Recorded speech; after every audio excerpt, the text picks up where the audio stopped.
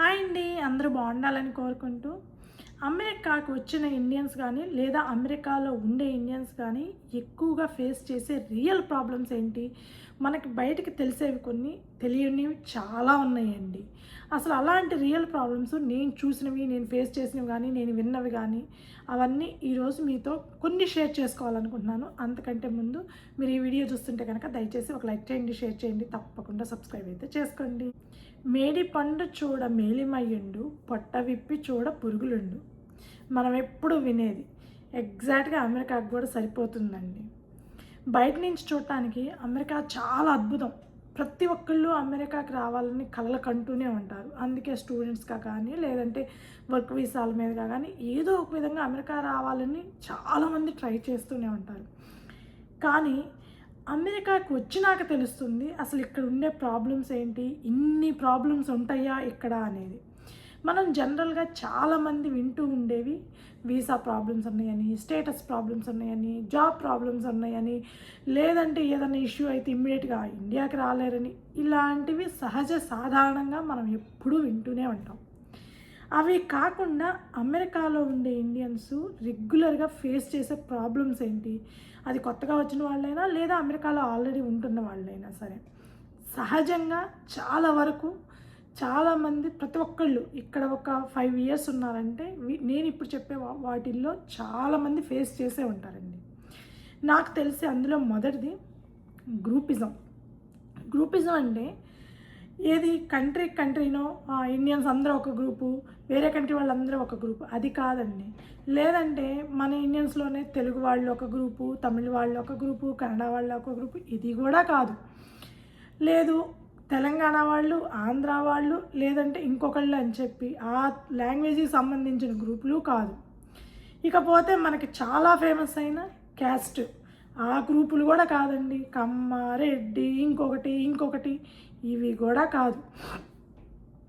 మరి గ్రూపిజం అంటే ఏంటి అనుకుంటున్నారా? గ్రూపిజం అంటే కొంతమంది ఎప్పుడైతే ఇప్పుడు ఒక 4 years బ్యాక్ వచ్చో, 5 years బ్యాక్, 10 years బ్యాక్ వచ్చి ఉంటారు అమెరికాకి. సో వీళ్ళందరూ స్లోగా ఫ్రెండ్షిప్ బిల్డ్ చేసుకొని ఒక గ్రూప్గా ఫామ్ అవుతారు. అలాంటి గ్రూపుల్లోకి అక్కడికి కొత్తగా వచ్చిన ఇండియన్స్ కానీ, లేదంటే వేరే ప్లేస్ నుంచి అక్కడ కొత్తగా మూవ్ అయిన వాళ్ళని కానీ అస్సలు రానివ్వరు. కనీసం వాళ్ళతోటి మాట్లాడడానికి కూడా ఇష్టపడని వాళ్ళు ఉంటారంటే మీరు నమ్ముతారా? ఉంటారండి. అట్లాగని ప్రతి ఒక్కళ్ళు 10 years 15 years అయిన వాళ్ళు ప్రతి ఒక్కళ్ళు ఇలానే బిహేవ్ చేస్తారని నేను చెప్పటం లేదు. కానీ చాలా వరకు ఇలా జరుగుతుంటుందన్నమాట.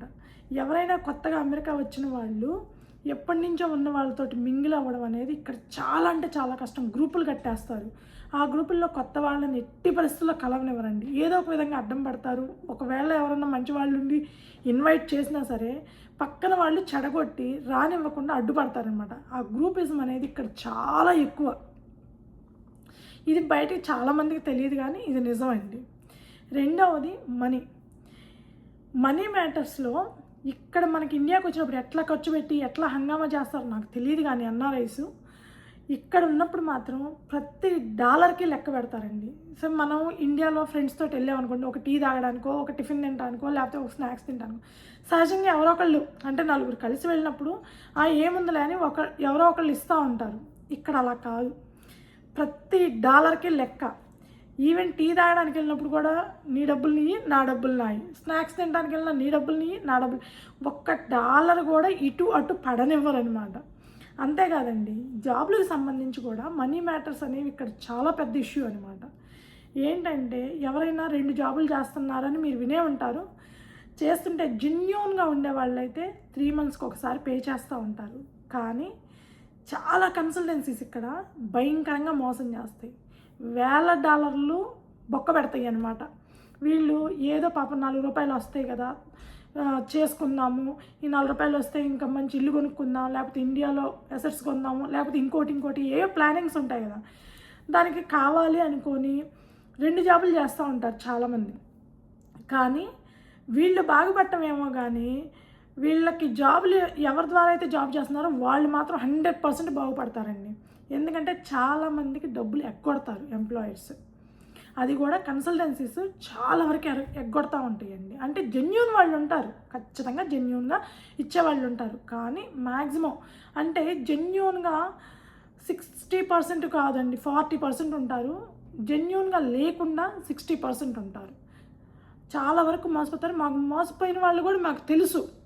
చాలామంది $20,000 $30,000 ఎంప్లాయర్స్ ఎగ్గొట్టిన వాళ్ళు. సో డబ్బులకి సంబంధించి ఇక్కడ చాలా సిచ్యువేషన్స్ జరుగుతూ ఉంటాయి. ఇవి మేబీ ఇండియాలో తెలియచ్చు, తెలియకపోవచ్చు, కానీ ఇక్కడ మాత్రం డాలర్ తోటి, $1 పావు డాలర్ తోటి సహా లెక్కలు కడతారండి. నికిల్ డైమ్ అంటారు కదా, అవి కూడా లెక్కలు కడతారనమాట. అంత ఇదిగా ఉంటాయి ఇక్కడ మనీ మ్యాటర్స్ అనేవి. ఇండియాలో లాగా టీకి వెళ్తే పోనీలే ₹10 కదా, ₹40 మనం ఇద్దామని అనుకుంటారు కదా, ఇక్కడ అలా అస్సలు మనం చూడమన్నమాట. చాలా రేర్గా జరుగుతుంటాయి అవి, చాలా చాలా రేర్గా జరుగుతుంటాయి. ఇక పోతే మూడవది మోస్ట్ ఇంపార్టెంట్ అండి, నేను ఇది చాలామంది దగ్గర విన్న విషయం అనమాట. ఏంటంటే స్టేటస్ అంటే మనం వీసా స్టేటస్, లేకపోతే ఇండియాలో మనం ఎట్లా ఉంటాం అనేది అది కాదండి. లేకపోతే ఇక్కడ గ్రీన్ కార్డు ఉందా, ఇక్కడ సిటిజన్షిప్ ఉందా, ఆ స్టేటస్ కాదు. ఇక్కడ స్టేటస్ అంటే నా ఉద్దేశం, ఎవరైనా ఇక్కడికి వచ్చిన వాళ్ళు, ఒక చానాళ్ళ నుంచి ఇక్కడ ఉంటున్న వాళ్ళు ఒకళ్ళు ఇల్లు కొన్నారనుకోండి ఫర్ ఎగ్జాంపుల్, వాళ్ళతో పాటు ఉండేవాళ్ళు ఎవరు ఇల్లు కొనలేదనుకోండి, ఈయన ఎట్లా అంటే రాబందు పొడిచినట్టు పొడుస్తూ ఉంటారనమాట. అంటే మేము కొనుక్కున్నాము, మీరు ఇంకా కొనలేదా, ఇట్లాంటివి. బంగారం కొంటే గొప్పలుగా, మేము ఇంత బంగారం కొన్నాము, ఇంత ఉంది మా దగ్గర, మీరు ఇంకా కొనలేదా, మీరు ఎప్పుడు కొంటారు ఇంకా, ఇట్లా అయితే అసలు కష్టమేనండి. ఇట్లాంటివి చాలా ఎక్కువ జరుగుతుంటాయి. ఇల్లు గురించి, డబ్బుల గురించి, జాబ్స్ గురించి, వీళ్ళకి ఒకవేళ గ్రీన్ కార్డు వస్తే గ్రీన్ కార్డు రాని వాళ్ళ గురించి, ఇలాంటివి చాలా జరుగుతుంటాయి. చాలా దారుణంగా బిహేవ్ చేస్తారు, చాలా దారుణంగా మాట్లాడతారు. అందరూ కాదండి, కానీ కొంతమంది కొన్ని ఏరియాల్లో ఇవి ఎక్కువగా వింటూ ఉంటాం అన్నమాట. మా దగ్గర 100 సవర్ల బంగారం ఉంది, మాకు ఇండియాలో 10 కోట్లు ఆస్తులు ఉన్నాయి, మాకు ఇక్కడ పెద్ద పెద్ద బిల్డింగులు ఉన్నాయి, లేకపోతే చాలా ఆస్తులు ఉన్నాయి, ఇవి చెప్పి పక్కన మీకేముంది, మీకేం లేదు, అయ్యో మీకు ఇంకా కొనలేదా, మీరు అంతేనా ఇంతేనా, ఇలాంటివి చాలా ఎక్కువగా వింటూ ఉంటాం అనమాట. సో స్టేటస్కి సంబంధించి ఎంత బంగారం ఉంది, ఎంత డబ్బు ఉంది, అన్ని ఇళ్ళు ఉన్నాయి, ఇలాంటివన్నీ సహజ సాధారణం. అంటే బేసిక్గా ఇప్పుడు ఇండియాలో కూడా ఇది నాకు తెలిసినంత వరకు కొంచెం నేను వింటున్నానండి. ఇండియాలో కూడా డబ్బున్నోళ్ళు, కొంచెం అయిన వాళ్ళైనా సరే కొంచెం డబ్బు లేకపోతే వాళ్ళని హీనంగా చూడటము, తక్కువ చేసి మాట్లాడటము, అలాగే ఇక్కడ కూడా అట్లాగే చేస్తున్నారండి. చాలా వరకు అట్లాగే చేస్తున్నారు.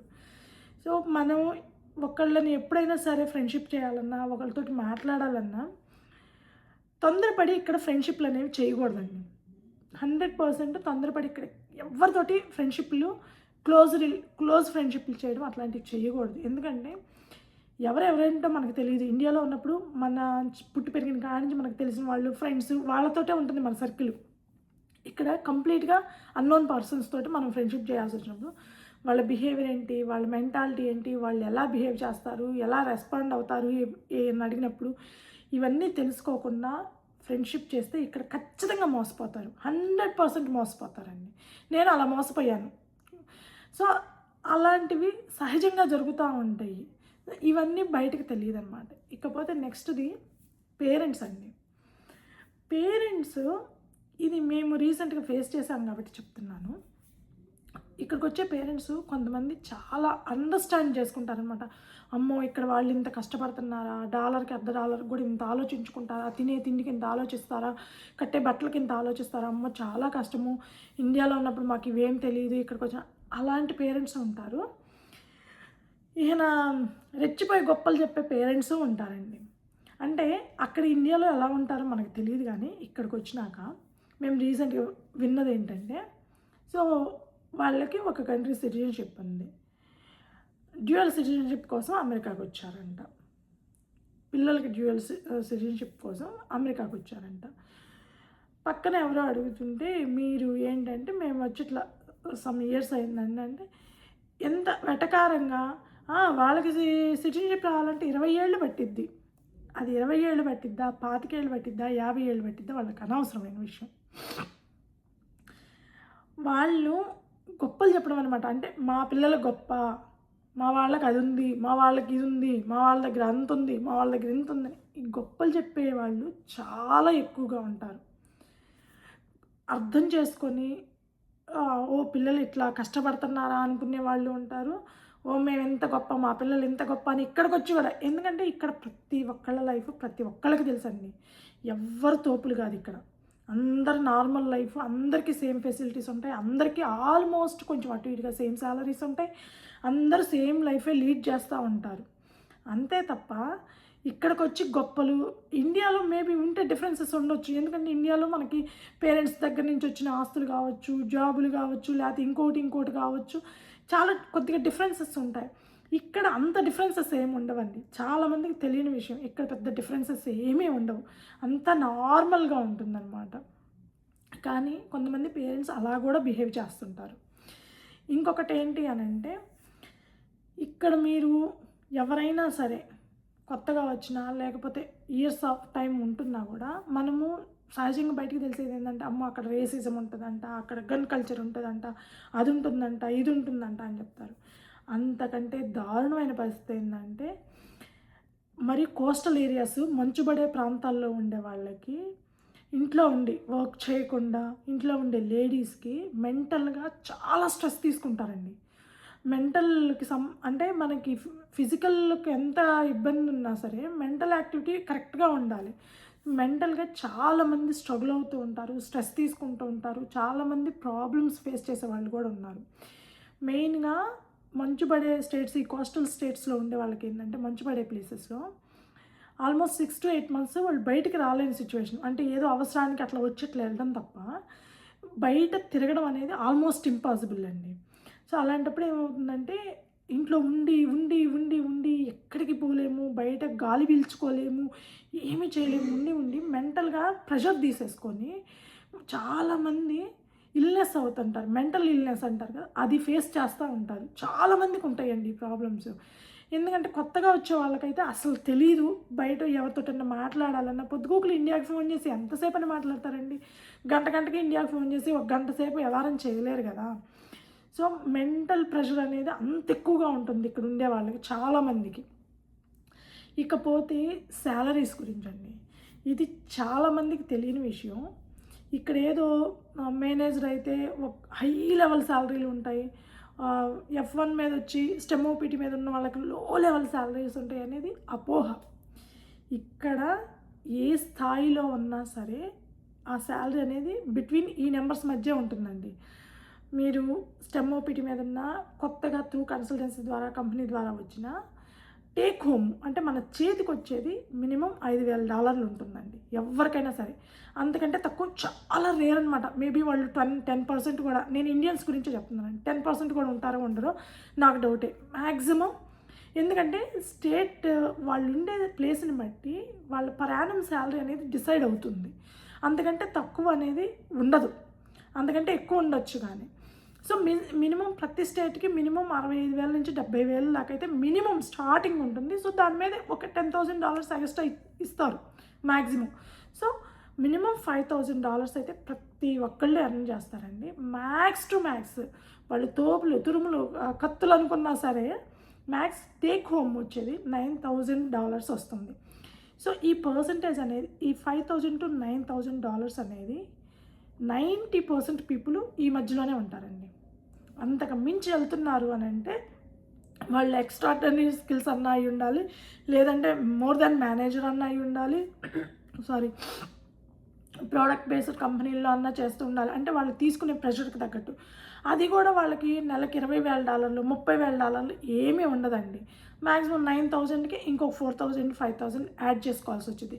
అది కూడా హైలీ టాలెంటెడ్ పీపుల్ అండి. అది నాకు తెలిసి ఒక 10 to 20% ఉంటారు, అంతకు మించి ఉండరండి. మ్యాక్సిమం 5,000 to 9,000 మధ్యలోనే ఉంటుంది, ఎంత తోపులు తురుములు ఇరగదీస్తున్నారు అనుకున్నా సరే. సో ఏమంటే డిఫరెన్స్ పెద్దగా ఏమీ ఉండదు, ఓవర్ డిఫరెన్స్ అయితే ఏమీ ఉండదండి. దానివల్ల ఏంటంటే అందరి లైఫ్ క్వైట్ నార్మల్గా ఆల్మోస్ట్ అలాగే సాగుతూ ఉంటుంది. ఇంకొకటి ఏంటంటే, ఇక్కడ మేము ఇల్లు కొన్నాము, పెద్ద పెద్ద కార్లు కొన్నాము, లేకపోతే ఇంకోటి కొన్నాము, మ్యాక్సిమం ఇక్కడ ప్రతి ఒక్కళ్ళు పెద్ద పెద్ద కార్లు కొన్నా, పెద్ద పెద్ద ఇల్లు కొన్నా, ఇంకేం కొన్నా సరే మ్యాక్సిమం లోన్కి వెళ్తారు. ఇక్కడ ఏంటంటే 5-10% మినిమం 5% అయితే డౌన్ పేమెంట్ కట్టాలి. మీరు ఇల్లు కొనాలన్నా, కారు కొనాలన్నా ఏదైనా సరే మినిమం 5-10% డౌన్ పేమెంట్ కట్టేస్తాను. ఇళ్ళకైతే 5% అండి. వాళ్ళు ఉండే ఎన్నాళ్ళ నుంచి ఉంటున్నారు ఏంటి అనేది ఆ క్రెడిట్ స్కోర్ని బేస్ చేసుకొని ఇవ్వడం జరుగుతుందనమాట. మినిమం 5% నుంచి స్టార్ట్ అవుతుంది. సో 5% కట్టేస్తే 95% వరకు మనకు లోన్కి వెళ్ళొచ్చు. లేదంటే 10% కడితే 90% వరకు లోన్. సో ప్రతి ఒక్కళ్ళు లోన్లు తీసుకునే కొంటారు. మీరు దూరంగా ఉండి ఇక్కడేదో అద్భుతంగా జరుగుతుంది, ఇక్కడేదో ఎక్కడా లేనంత విచిత్రాలు జరుగుతున్నాయి అని మాత్రం ఏమనుకోవాల్సిన అవసరం లేదు.